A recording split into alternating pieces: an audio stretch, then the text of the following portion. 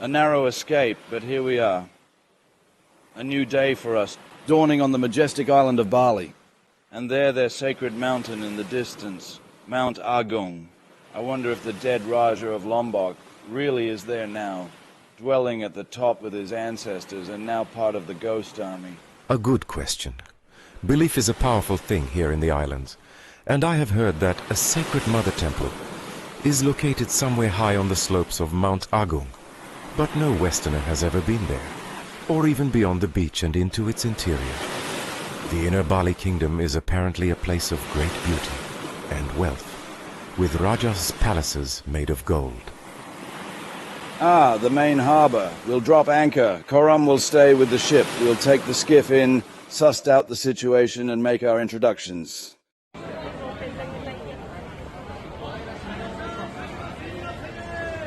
Look, Hiram. Balinese slaves being traded. Poor devils. Yes, poor devils. Ironically, the Balinese slaves are prized abroad.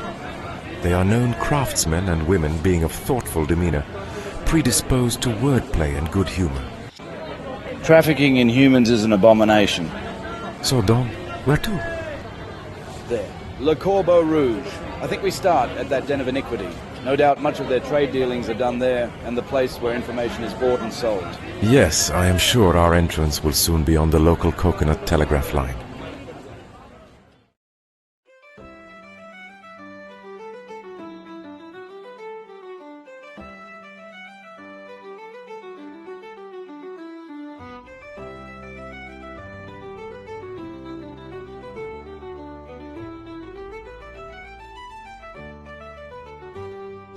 Oui, monsieur.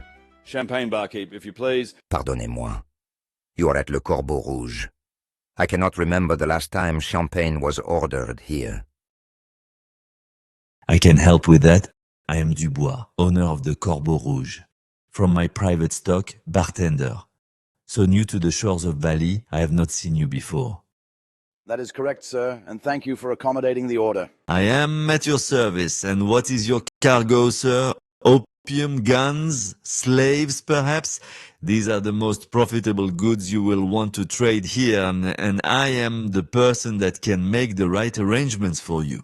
No, we are only in ballast, sir. I see. And where from, good sirs? And your names? Welcome to Bali. À votre santé, gentlemen. Now, where from? We are from the sea. The Balinese say only demons and monsters come from the sea. Are you Dutch? No matter for now, but have you reported to the local Banjar yet? They can be a little rough on newcomers.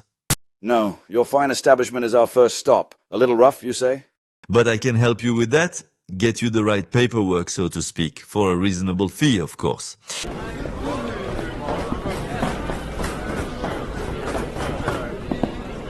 It looks like the good news of your arrival has spread fast.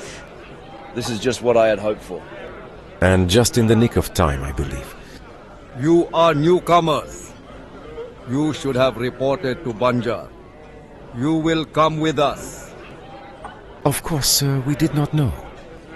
Well, Mr. Goldchild, time to drink up. It looks like we must take our leave, Monsieur Dubois. L'addition, s'il vous plaît. Now I know who you two are. This one is on me, Dominique Blomberg and Hiram Goldshield. Au revoir et bonne chance. We are from the independent trading ship Jupiter and are originally from Norway. We are not Dutch. New traders are not allowed in Bali without permission and recognition from the Raja Kesiman of the Badung Regency. I have been told you have a Bugis pirate crew. I believe you are pirates, and your ship has many cannons. They are Bugis, but they are our loyal and trusted crew members. I am Hiram Goldchilds, and this is Dominique Blomberg, our captain. We rescued our crew members from a slave ship in a storm, and they are our loyal servants now. And you know the Bugis are the renowned master sailors of these waters. We are honest traders, and we do not represent any country. We only offer our services to the local Raja to facilitate fair trade for him and his people. I even offer my cannons to be put at his disposal. And we have news of great import for the Raja. And what could this be? The Raja of Lombok has fallen, and we come directly from there with his message to Raja Kesiman. You are under arrest on suspicion of piracy. until what you say can be proven to Raja Kesiman, Raja of the Badong Regency. He will decide your fate. You will wait here while I send a message to the Raja. Foreigners are never allowed beyond the beach onto the sacred kingdom of Bali. Yes. Bule foreigners never allowed inside kingdom. You will wait here.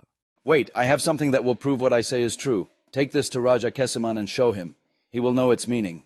That royal warrior cast cloth. Now wait here. This may take days, Dom. Somehow I don't think so. So you are the traders from the cold lands that speak our language. And were you in Lombok? Yes, Your Grace, I am Dominique Blomberg, the former trader from Lombok, and this is my business partner. Your business partner, Hiram Goldshells. Why, yes, you are well informed, Raja. And have you heard of the attack on the Raja of Lombok? I have been told some news. Has the Raja indeed fallen? Were you there? Yes, Your Grace, I was with the Raja at his side to the very end, just yesterday. Alas, I was never in favor of the Raja's move to the island of Lombok. It is not the island of the gods. The air and even the rice are different there. I sensed the sacred sword would not have the same power so far from the sacred mountain and the Mother Besaki temple. And did they indeed perform the sacred Puputan ceremony? Yes, Your Grace, the entire court and family performed the ceremony. This is good news. Then they are already with our ancestors. And this cloth? Tell me more, Blomberg. With his dying breath, the Raja bade me return the sacred sword Nagasakti to its brothers. He said the cloth would be recognized by another Raja of Bali. And I am here now to bestow the sword to you, Raja Kesaman, and trust that you will fulfill the Raja's request to see Nagasakti return to the sacred mountain with its brothers. Ah, Nagasakti, the magic seventh sword. And what now, Your Grace? To the sacred mountain, of course. You have been entrusted with a mission. Dom Blomberg, I will accompany you. The Raja of Lombok has given you this mission to see it through. You will be the first foreigner to be allowed into the heart of our sacred island of the gods, and then on to our sacred mother mountain, Agung. We will meet the Grandeoa Agung, king of all the Bali Rajas. You will deliver the sword and receive his blessing and instructions. And Mr. Goldchild? I have already thought this through. I had anticipated that if you were who I thought you to be, and if you were indeed sent by the Raja of Lombok with the sword, then I would immediately put a plan into action. Mr. Goldchilds, you have work to do. You will return to the Sanur beach village. There, you will move into a compound I had constructed for one of my wives who recently passed. It sits empty, and I believe you will find it comfortable. You will use it as headquarters for your trading affairs. And Mr. Blomberg, I will entrust you the new position of Shabandar, Harbour Master, in charge of all trading affairs for the port. It will be the Shabandar's responsibility to ensure fair trading practices and a fair share for local Balinese merchants. You will have my full authority and command of the local Sanur warrior militia. Does this arrangement sound satisfactory? Why, yes, most satisfactory, Your Grace. And you, Dom Blomberg, are you ready to take on this responsibility? But I sense your hesitation. What is it?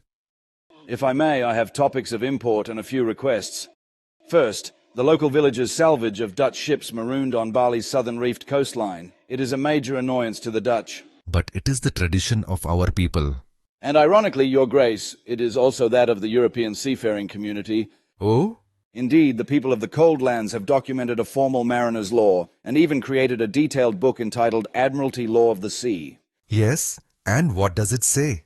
It states that compensation in salvage to rescuers of a floundering vessel is considered just reward given for perilous services, voluntarily rendered, and as an inducement to others to embark in such undertakings. If I understand you correctly, then the Dutch are in violation of their own laws. Essentially, this is correct, Your Highness. The Dutch argue, however, that these shipwrecks are merely ships grounded in sight of land and risk to life and property is not imminent, so the salvage rules do not apply. Nonsense. Our reef surf here is powerful, lethal, and ruled by demon sea gods. Our people risk their physical and spiritual lives in this rescue work. The Bali salvage tradition shall continue. The Balinese are justified by our traditions and, as you have described, the law of the cold land sailors. Very well, Your Grace, I agree, though there still may be repercussions from the Dutch. So be it. What else, Shabandar? The Balinese people must directly benefit from this arrangement of my authority. You have a vibrant island with such talented people. Yes, and Your Grace, we must abolish slavery. No more slave trading, and no more guns or opium allowed onto the island. Others seek only to arm the Rajas, sow discord, and weaken the bonds of the kingdom. Bali must be unified. I have seen what the Europeans have done elsewhere. They are disloyal natives and reward them for turning against their own people. They do not wish only to grow rich in trade. They want all of you. They call it colonization, and there are many Europeans who believe they have been sent by the Christian God to enslave, subdue, destroy your gods, and take the lands away from its people. I see you are indeed a man of principle. Blomberg. My Hebrew ancestors were once enslaved many thousands of years ago. To this day, my people wander the earth as outcasts with no country. Beware of the people of Northern Europe especially. A dark force with them is gaining strength as we speak. They believe themselves a superior race to all others, and the only ones fit to rule all people. Bali is a jewel, and the people of the cold lands covet it for themselves. You know this. For 200 years, the Dutch, the Portuguese, the French, and the English have sent thousands of ships and tens of thousands of men to obtain the riches of your lands. And most of those ships and men sent have been destroyed along the way, yet still they come. They know Bali as a paradise compared to their cold lands, where most live as indentured servants. That is why they come here, and that is why so many are willing to die in this pursuit, because their life prospects in their home countries are so bleak. And you, Blomberg, man from the cold lands? Very simple, Your Grace. People are people. And from my travels, I know we live on an earth of abundance, not scarcity. There is more than enough for all. Being rid of the guns and slave shackles is where it starts. Blomberg, the world needs your idealism. I have rarely met a man of the cold lands who is a man of principle. From where does this come, may I ask? In certain former cold land civilizations, there have been some great thinkers who have created certain foundations of principles. A great general and emperor, Marcus Aurelius, wrote down many such principles.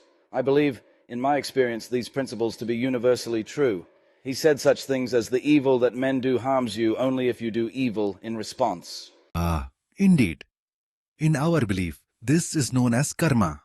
And what else?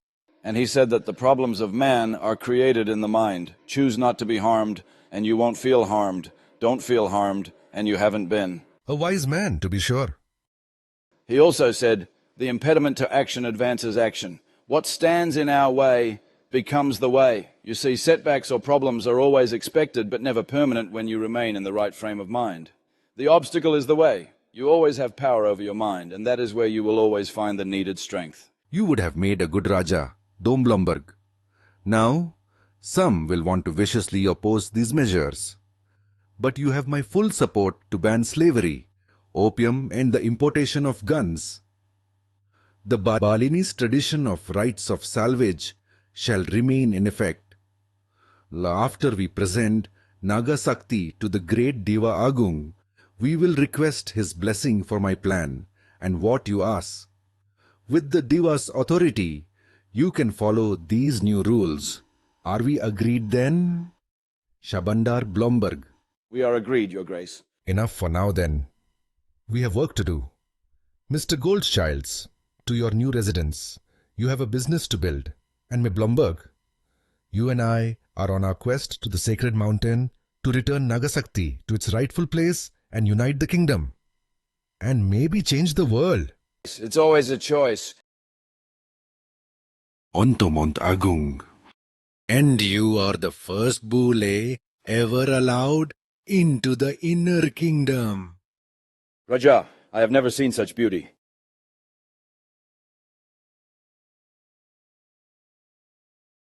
That's close. Now a little to the left. Ah, perfect.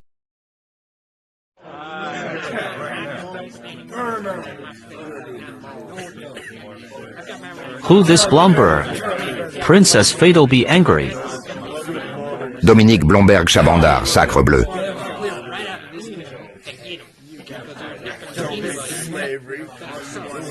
What? No slaves, no opium, no guns. C'est une catastrophe.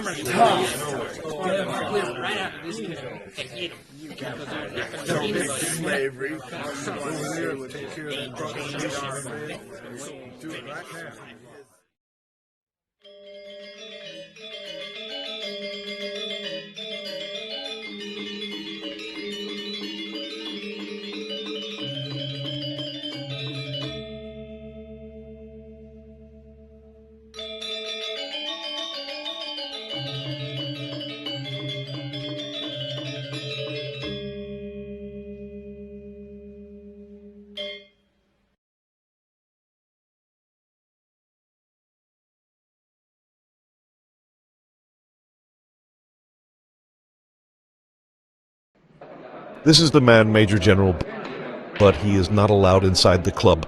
Of course, Hessel. Can we sit outside on the terrace? If that is your wish, but your man will have to go outside and enter from the garden. Do you need an escort, sir? That shouldn't be necessary, Hessel. But post a sentry at the terrace entrance. So, Ketut, you seem to have some urgent news. Yes, boss. You can call me Major General. Yes, boss. You have news from Bali, from the court of Raja Igusti of Badung Regency, where you serve.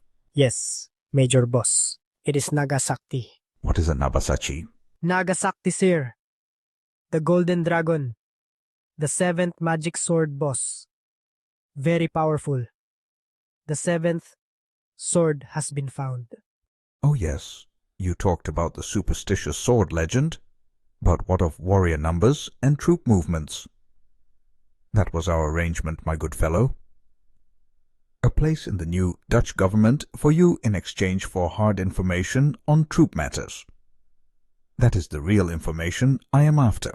This is what I speak of, Major Boss. Ketut told you the 7th sword, Nagasakti, the golden sword, can summon the shadow army. The army of warrior ancestors. Very powerful. Guns and cannons are no good against the shadow army. Very powerful. I see. Yes, these superstitions can be a real bugger to overcome with the common people. They lose their minds and are ready to die. Armies, and especially the common folk, who are readily prepared to die, indeed are a pesky foe. The darndest thing, this martyrdom. This drawing of Nagasakti, magic sword. And what of this symbol? I have seen it before. This swastika, our ancient symbol for life, sun, power, strength. The great Dewa Agung and Shabandar Dom Blomberg hid the magic sword 30 years ago. Now Raja Agusti of Badung know where sword hidden, near Sacred Mountain. Raja Agusti goes soon to get sword, with Gair Mahday Blomberg. When he has Nagasakti, he can summon the shadow army. This big problem for boss. And who is this Mahday Blomberg? Mahday Blomberg, local trader.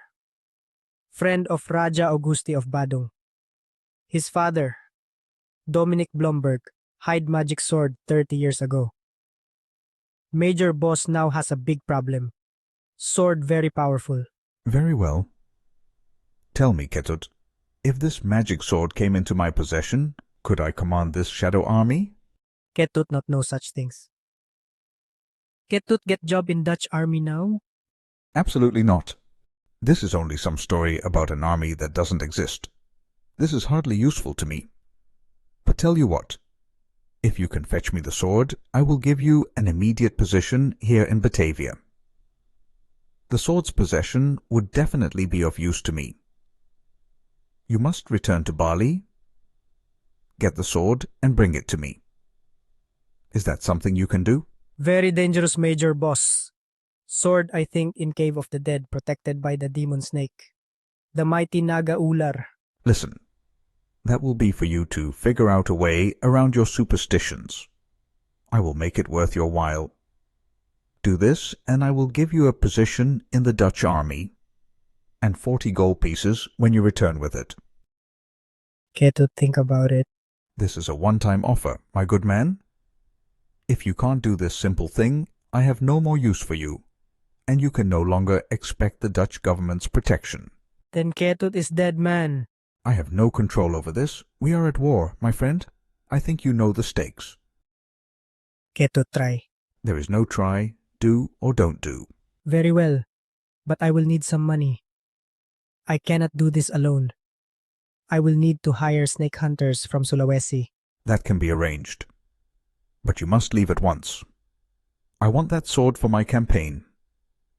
Get that sword and you have won a place in the new Dutch order to come. Now, Godspeed, my good man.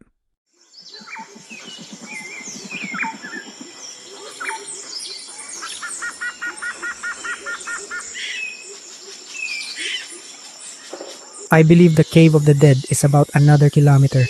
My home village was not far away, so I know of its whereabouts, though no one ever went there. It is said to be protected by the monkeys, and is where the great python, Naga Ular, is said to have its lair. You can relax, young Ketut. We have dealt with large snakes before. But they get smarter with age, you know. Not as smart as us, of course. We are the python hunters of Sulawesi. Remember the time that one chased you, Puchak? Chase you? Can they do that? Oh yes, and they can be fast. Really? And without legs? Yes, and that's the thing about snakes, Sin. You can never joke with them. Oh? Because you can never pull their leg. Ha! Ha! And what's worse than a box full of snakes? An empty box! Ha! Ha! Now this is serious. This is no ordinary snake.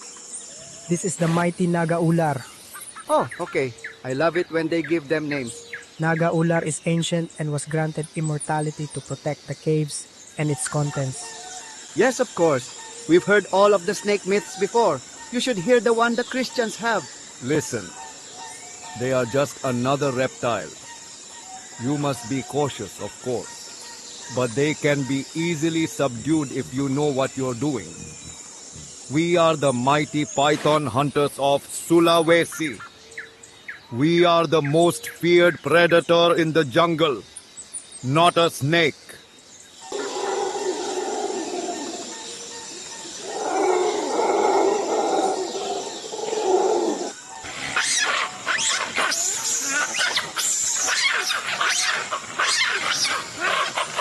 We are close now. The monkeys that help protect the cave entrance have been aroused. But that smell! Ugh! The smell of death! You mean the sweet smell of python and bat cave? It is what we are here for. I am here for a hidden sword that is said to be protected by the giant python. So first you must subdue the mighty Naga Ular. Leave that to us. We've never been bested by a snake. And if this snake is as big as you say, its skin will fetch us a good price. That's part of our deal, remember? In addition to our fee, we get the snake skin. So, what now? First, your giant snake likely already knows we are here and is coiling in hiding somewhere inside. So, we will draw him out with smoke. Feel the air here being drawn into the cave? This is good. Large cave systems like this one are deep and have large caverns within with chimneys. Parts of the interior cave that emerge in other parts of the cave system, often many kilometers away. A cave with deep caverns will have numerous such openings and will be constantly drawing air into the cave system. Remember, a large python can move across the ground quickly if it has your scent. Their eyesight is not good, but they can sense ground movement, smells, and temperature changes incredibly well. How big could Naga Ular be? If it is as old as you say and has been eating well, 9 meters long and 130 kilos. You know pythons do not crush their prey, but with every exhale, they constrict tighter until their victim suffocates. They are not venomous, but have over 100 razor-sharp teeth curved back inwards to help devour their prey. And their jaws completely unhinged, so it can swallow. I think Ketut gets the picture. Just saying, good to know. No doubt our snake already knows we are here. Now for a nice smoky fire, right at the cave entrance, below this dead tree. Now, Ketut, you stay here and gather some of this dry brush as a fire starter. We are going back to the jungle edge and gather some larger pieces. Me alone? You'll be fine. Our snake now is likely digging in, coiling around your beloved sword.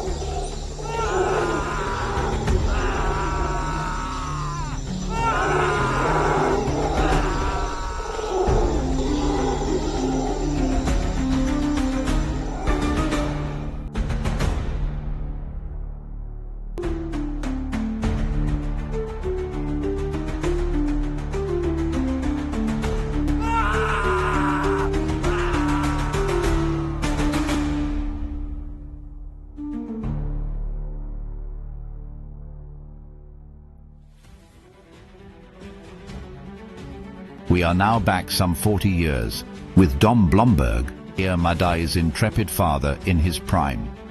The magic seventh sword has been securely hidden, as our friend Ketut experienced, and Dom Blomberg and Hiram Goldchilds are immersed in building B&G merchants into a going concern. The new measures being implemented by Shabandar Blomberg are mostly taking hold, and the Rajas are regaining unity against the Dutch, with all 7 magic swords once again united in Bali.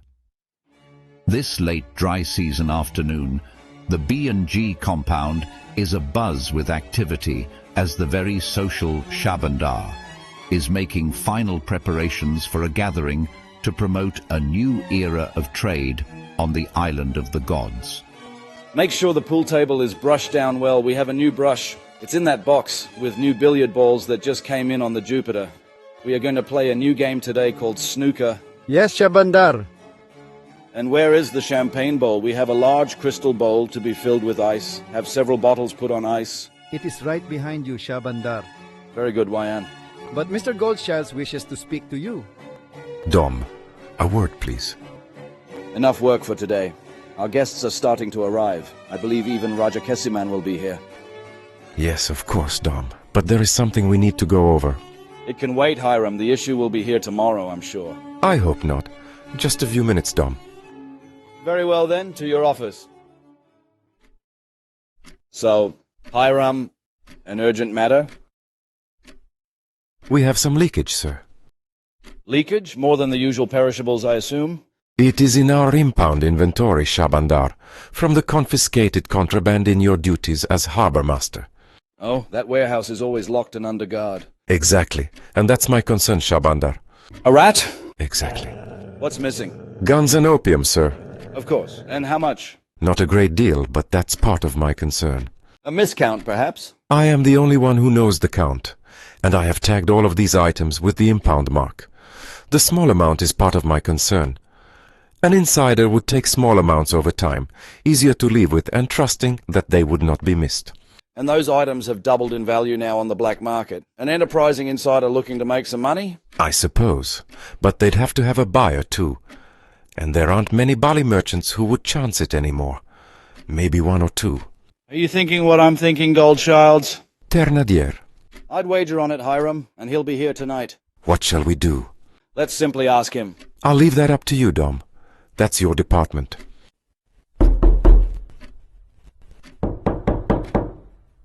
More guests are beginning to arrive, sir. They are asking for you both. Well, there's our cue. Nothing like a little drama to make a party more interesting. It seems to come with the territory. I guess we wouldn't have it any other way. Speak for yourself. Give me my fieldwork, quiet study, books, and a universe dying to tell its secrets to those who would but apply themselves. All work and no play dulls the senses. Of course, see you out there. And I have taken the liberty of inviting a budding British naturalist from Cambridge, who has been on a 6-month expedition in the islands, identifying new species. I hope he attends. I want you to meet him. And did you really invite Ternadir? Of course. Keep your friends close, but your enemies even closer. Some words of wisdom I picked up from some Sicilians, and now to trap a rat. Do be careful, sir. I fear Ternadir is more viper than a rat. Rats scurry away. Venomous vipers strike. This is the naturalist from Cambridge I spoke of. This is Alfred Russel Wallace. He puts my hobby fieldwork to shame. I believe his discoveries and deductions could change mankind forever. Very good. I believe mankind is due for some changing. A pleasure to meet you, sir. So glad you could attend our little party. It is not often we get true intellectuals at our humble home. Alfred Russel Wallace is much more than a Cambridge intellectual, Dom. His fieldwork is virtually unsurpassed in the modern era. His exploits include extensive exploration and documentation in the Amazon River basin, and now he has spent the last 2 years in our Malay archipelago. A man of action as well. Risky business, is it not, Mr. Wallace, tramping around these jungles? Please call me Alfred. What isn't risky? You venture across Regent Street in London and you take your life in your hands. At least there aren't wild tigers and venomous snakes to contend with. I actually find the two-legged predator in London far more dangerous. Give me the snakes and tigers any day. Their lethality is based on a glorious and intricate web designed by nature, not only for their survival but also for balance and selection of the healthiest and most fit species. I know what you speak of, sir, but have never heard it put thus. Tell us a little about your work here in the islands. Yes, and some more of your deductive theories, if you will. Luckily, my expedition is funded by an agent in London. He liked my work in the Amazon and has underwritten my explorations here. I am here to collect for universities and private collectors. Diversity of the species has become a hot topic in intellectual circles, and I have never seen any more diversity than here in the Malay archipelago. Scarcely a day goes by for me that I don't find yet another new species. And I take it this is an area of interest for you as well, Mr. Goldchilds. I am a mere hobbyist, Alfred, but it fascinates me. So much to learn and understand. Well, I am jealous. You live in the ideal place on the planet to carry out your hobby and continue to document new species. I am only a visitor and must return to London soon and account to my colleagues. Listen, we must correspond. Perhaps you can even have a few species named after you. That would be thrilling. I believe I already have a few candidates. If I may, Alfred, some of your conjectures on your observations. Hiram feels some of your theories could actually change mankind. Well, if you call disrupting the Vatican changing mankind, then indeed my thinking will change mankind. I have a theory. I call it natural selection, the idea that nature selects species that are best to carry on, procreate and evolve into being a stronger, better adapted species. Last year, I put my thesis forward to some colleagues at Cambridge in a detailed paper supported by the fieldwork I had sent to them. In my absence, my colleague Charles was good enough to include my work in his lecture series. He even used my premise in a book on the origin of species, which he will soon publish. This thesis on natural selection, this is your work then? Indeed it is. But my colleague has been good enough to put it forward along with his work. I am sure this will be noted on my return, and we will share the credits accordingly. Beware the two-legged predator. How's that, Blomberg?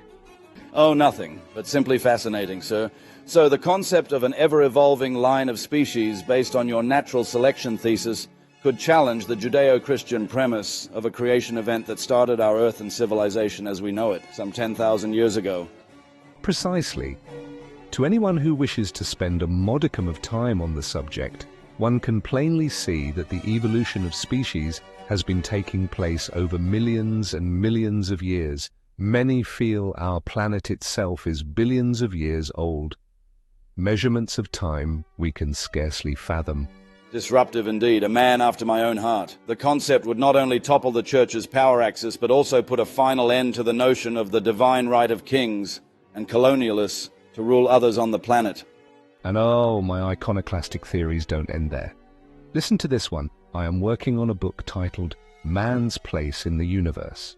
Do go on, Alfred. My thesis, which will be put forward in this book, evaluates the likelihood of, gentlemen, are you ready? Life on other planets. Life on other planets? I've had this feeling. Mars, gentlemen, life on Mars. The planet is the right distance from the sun, and many are certain it has ice caps, and its crevices are actually rivers and canals. And where this water, if it resembles our chemical makeup at all, there will be life. Do you have any idea of the impact such a considered theory would have? Why, they'll be burning me at the stake. Shabandar. The guest you spoke of has arrived. He is at the front entrance. Alfred, I have to unfortunately excuse myself to attend to some hosting duties. I will leave you to carry on discovering new species on Earth, and now on other planets, but first I must quickly confer with Mr. Goldchilds. Please help yourself to more champagne, and you must try the barbaguling suckling pig at the banquet table. Barbaguling, I have heard it is a Balinese delicacy taking many hours to prepare. A pleasure to meet you, and I must say you seem to know how to throw a party. Our friend Thurnadir has arrived. Yes, I see. And he has cleaned up nicely for our event. And with Princess Fadal. So what is your plan, Dominique? Hiram, you know me, I am a straightforward man. I am simply going to confront him with the theft of our confiscated opium and guns, measure his reaction, and give him one opportunity to return them. Of course, I have a score to settle with this man, but in the end, I will be relying on karma. It can be far more horrendous than what I can imagine. Your directness always gets results, Blomberg. One way or another. Somehow, I can't see Thurnadir having some epiphany in character. A tiger cannot change its stripes. He will simply deny it, and that will be that. I do have another card to play. I too have my spies. I already know of these thefts, and I know exactly where our stolen guns and opium are, at this very moment. Ah, huh. And were you not going to tell me? It was still too early, but things have sped up and are falling into place. Now it is time to catch a rat. You know I am a gentleman, my good Dominique. But even I have boundaries. If anything untoward were ever to happen to you, trust me, I would be harking to Hammurabi, 6th king of Babylon, and his code carved in stone. An eye for an eye, and I will be exacting my pound of flesh. You are such a comfort, Hiram. I am serious, Blomberg. So am I. Princess Fadal, Thurnadir, welcome. Shabandar Blomberg, kind of you to include us in your gathering. Please excuse my pets. They do not have their party manners yet. Sit, Lucky. Sit, Lance. The gathering is as much business as social to help facilitate trade and all that. So often merchants only meet under business circumstances. Unless it's at the Corbeau Rouge, of course. Exactly, but to some of the new breed of traders, the Red Crow, shall we say, is not their cup of tea. Well, some like their tea strong. Be that as it may, I know your beverage of choice is champagne. And I bring you a gift. Voilà. Veuve Clicquot Ponsardin, newly arrived on one of my ships from France. Please excuse my canine companions. They are not always on their best behavior. Guillemot, please come and take our pets. Yes, father. Princess Thurnadir, this is my adopted son, Guillemot Blomberg. An heir to the family fortune. How nice. Guillemot, can you attend to the darlings? They still have some party manners to learn. Of course, father. Nice to have met you. A thoughtful gift, Thurnadir. Thoughtful indeed. Perhaps we can share some. Of course, shortly. I have some further greetings, but I have some business to discuss with you. May I discuss this further? Of course, Shabandar. Good, I'll put this on ice in, say, 20 minutes over some billiards. It would be my pleasure. Good, now enjoy some food and something from the bar. What a sodomite. Champagne. We'll see how he enjoys this one. Why? What have you done? Oh, nothing, nothing, Princess. Now to his little party. Snooker, I see, Master Blomberg. The new game from India. Yes, I just got a new ball set in. Do you know the rules? I do, as a matter of fact. You're not the only one with ships coming from that part of the world. A good game invented by the colonial British in India. Now let me see. Each red ball scores 1 point. You must sink a red ball first, then a color, then another red ball. The red balls, once sank, stay down, and the colors come back up on their spot. Yellow is worth 2, green is 3, brown 4, blue 5, pink 6, and black 7 points. Once all the reds have been sunk, we sink the colored balls in that order. Once we start sinking the colors, they do not return until only the black ball remains. One with the highest score is the winner. Very good, Thénardier, and you must call the shot on a color ball. If the cue ball is sunk, you lose 4 points, or the value of the colored ball, if that is what you were shooting. If your cue ball strikes a ball first out of sequence, red a color, a red, etc., you are snookered and lose the value of the ball, inadvertently struck, and forfeit your turn. If the cue ball is sunk when shooting the last ball, the 7 points are deducted and the final points are tallied. Happy to play by these rules? I always play by the rules. Your champagne now? Certainly. Joining me? I will stick to my whiskey for now. A toast then, Chabandard, à votre santé. I'll give you choice of break. Break I shall then. Have a seat and sip your champagne. After I chased you out of Lombok, I thought I may never see you again, let alone see such a fast turn of fortune. You live in a residence fit for a queen, with powers now that have we other merchants at somewhat of a disadvantage, remarkable.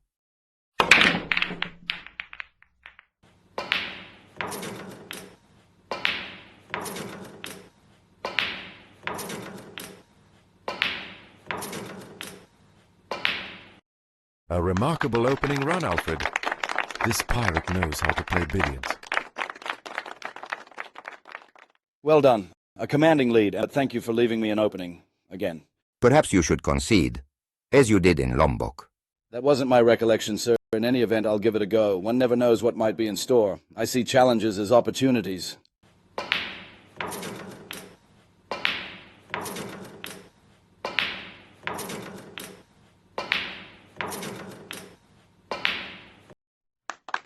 Blomberg has come storming back.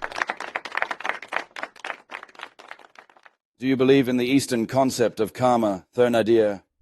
That your good or bad deeds of this lifetime propel you forward in one of 2 directions? You mean luck, Blomberg? No, I am speaking of karma. In the Eastern tradition, it is more closely described as good fortune. In the West, our meaning is more random, as in, he was just lucky. Sometimes this luck is just more instant and directly related to previous actions. You make your own luck, Blomberg. That's my philosophy. Action always trumps wishing, hoping, burning incense, reading tea leaves, meditating in a cave. Have a seat, and I'll show you.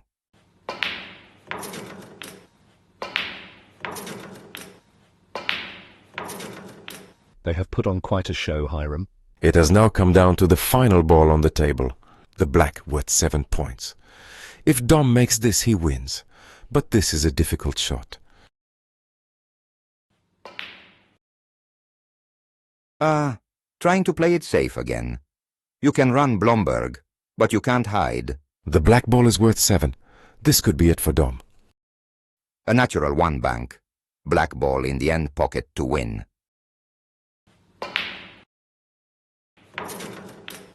An excellent strike.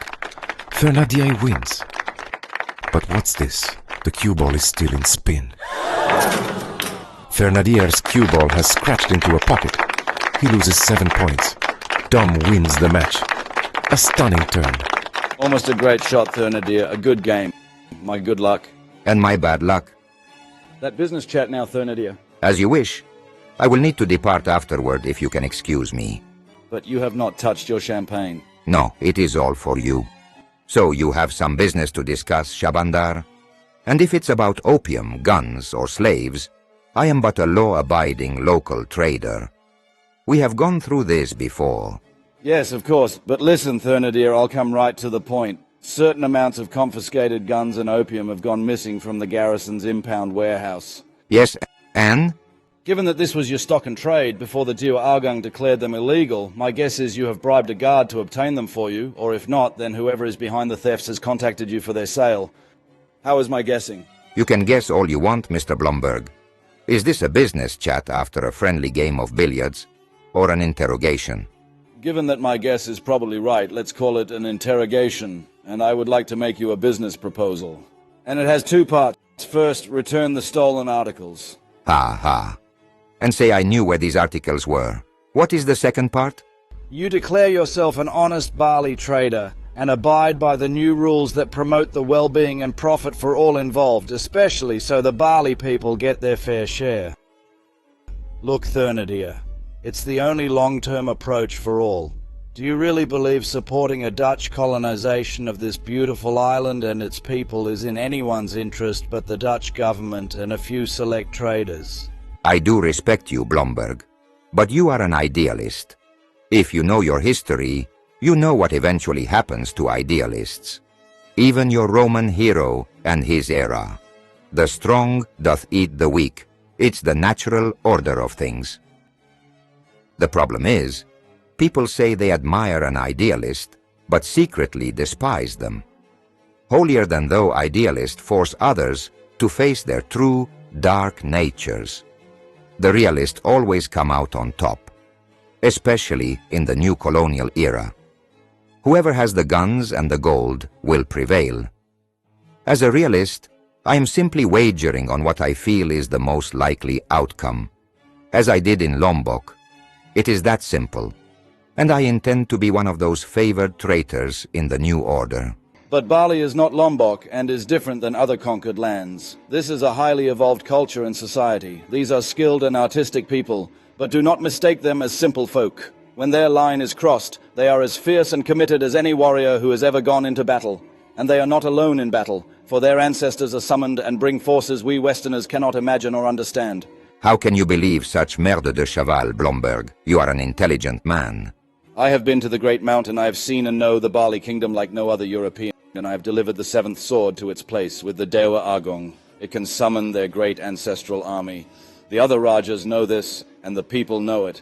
They will fight to the last man, woman, and child. You saw their resolve in Lombok. And a lot of good it did them.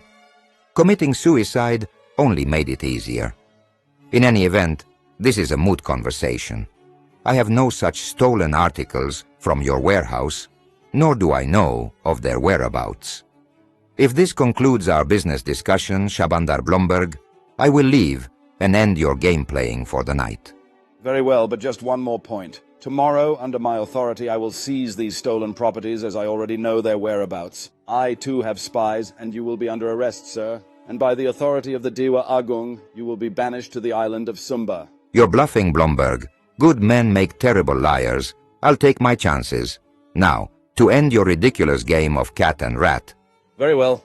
I guess you're feeling lucky. Personally, Thurnadir, I would not trifle with karma in this part of the world. Enjoy the rest of your evening. And you enjoy the rest of your champagne. Adieu.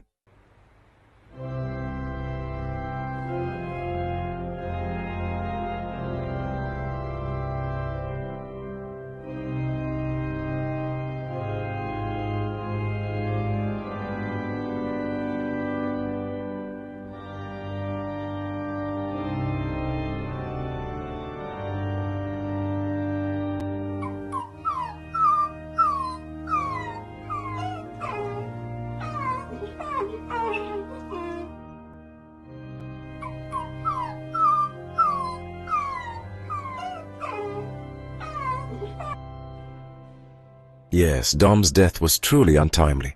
He was a youthful 48. After the party, he could not be awakened. The medical doctor could only say his heart stopped beating. Imagine. My sincere condolences, Mr. Goldchild. Thank you, Frederick, but you must excuse me. I have some arrangements to make, related to Dom's passing. Ah, Korom, you know what to do? Korom no, Mr. Hiram. Korom hungry. Then never see Korom again. Only one boss. I understand, Korom. You have been a good man.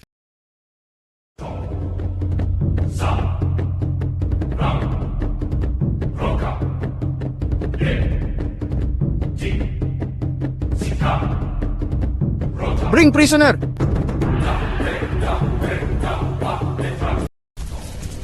You kill boss. Now we eat you alive. Slow death by 1,000 cuts. Karma is bitch.